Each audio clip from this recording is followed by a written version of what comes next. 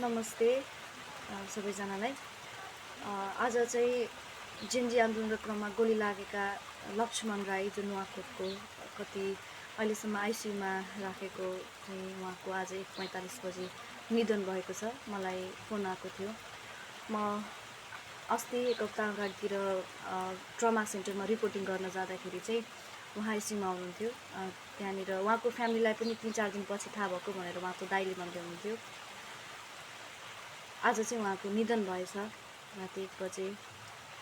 त्यति बेला म रिपोर्टिङ गर्न जाँदा नै 10% मात्रै उहाँलाई बचाउन सकिन्छ भनेर डक्टरले भनेको रहेछ। उहाँको दाइले भन्नुहुन्थ्यो। उहाँ चाहिँ मलाई एकदम धेरै बोल्न मन लाग्यो।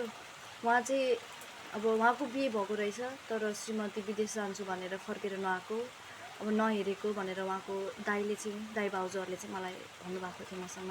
र उहाँको छोरी रहेछ, कति 7-8-9 वर्षको कति छोरी छ, तर त्यो छोरी कहाँ बस्छ त्यो दाइले भेट्न पनि नपाउँदो रहेछ, नपाउनु हुँदो रहेछ। छोरी कहाँ छ, कोसँग बस्छ, दिदीसँग, आफ्नो श्रीमतीको दिदी कोसँग भनेर परिवारले भनिराख्नु भएको थियो। छोरीलाई पनि भेट्न पाउनु भएन होला, आइसियुमा हुनुहुन्थ्यो उहाँ।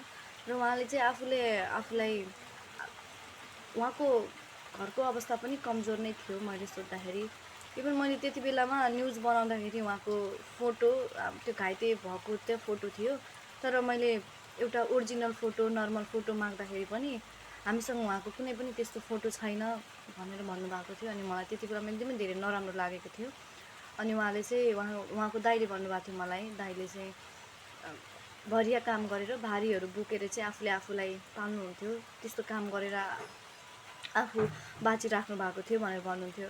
अनि यो देशको लागि चाहिँ उहाँ जस्तै मान्छेले चाहिँ बलिदान दिएर उहाँले चाहनुभएको थियो नेपाल परिवर्तन, जो यहीँ बसेर नेपालमै गरेर राम्रो पैसा कमाएर यहीँ बसौँ भनेर चाहिँ उहाँ जस्तो मान्छेहरूले चाहनुभएको थियो।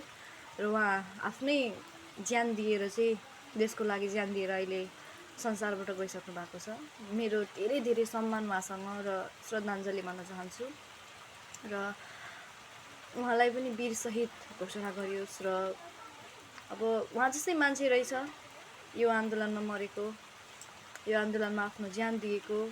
एकदमै धेरै नराम्रो लाग्यो यो खबर सुनेपछि। बिहान मलाई फोन आएको थियो, न्युज बनाइदिनु, उहाँको निधन भयो भनेर मलाई 2 चोटि फोन आइसकेको थियो। म चाहिँ अहिले अब काठमाडौँ छैन, बाहिर आएको छु, त्यही भएर म जानु पाएन।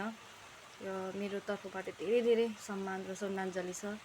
उहाँ जस्तैले नै यो देशलाई परिवर्तन चाहनुभएको थियो, जो आफ्नो ज्यान दिएर देशको लागि ज्यान दिएर जानुभयो। र म चाहन्छु उहाँको त्यो ज्यान, उहाँको त्यो बलिदान खेर नजाओस्।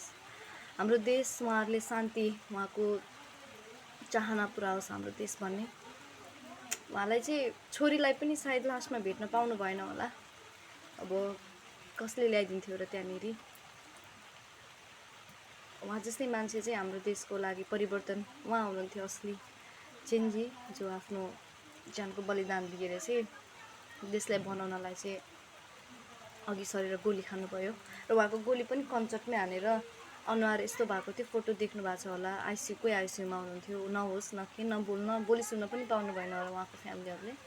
र आज 1:45 बजे चाहिँ उहाँको निधन भएछ। मलाई आउनुहोस् भनेर भन्नुभएको थियो, तर म आउन पाइनँ।